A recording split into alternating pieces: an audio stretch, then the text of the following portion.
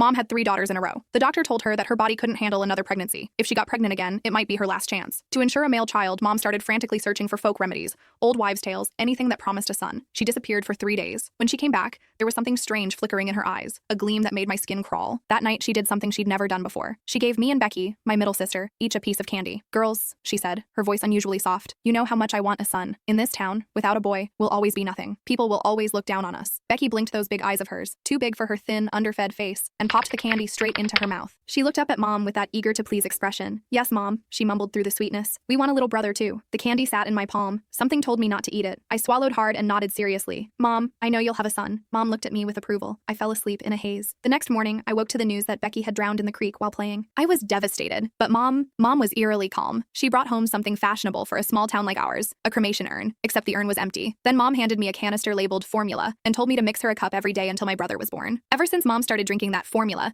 her belly grew bigger and bigger. Half the town said she was carrying twins. Others said the way her belly came to a sharp point meant it was definitely a boy. Mom couldn't stop smiling. Just one baby, she'd say, beaming. He's just big, well-nourished. The child really was enormous. Mom's belly swelled up like a watermelon, purple-red stretch marks crawling up toward her chest. She was always complaining about how itchy those marks were, scratching at them until they looked even more horrifying. Raw, angry lines across her skin. Lately, as she got further along, she kept saying her belly felt hard as a rock. Whenever that happened, a cup of that formula would bring color back to her face and calm her down. She even stopped cursing at me as much. But the powder in that canister was running out. I told Mom there wouldn't be enough to last until the baby was born. Should we get more? The moment the words left my mouth, Mom's eyes locked onto me. After I cowered and trembled for a moment, she shook her head. I'm going to stay at Grandma's for a couple days, she announced. I didn't dare argue. Even without her saying it, I knew. Mom was going to get more formula. Sure enough, when she came back, she said my youngest sister Sarah had been in a car accident. She brought home another empty urn. At the same time, she handed me a sugar canister. It was filled with that same fine, odorless powder. Nothing like milk formula at all. Following her instructions, I mixed the two powders together. I overheard her muttering to herself, good thing I kept the smaller one as backup. Otherwise, how would I feed my precious baby boy? Every hair on my body stood on end, but I could only pretend I hadn't heard. Mom's labor was brutal.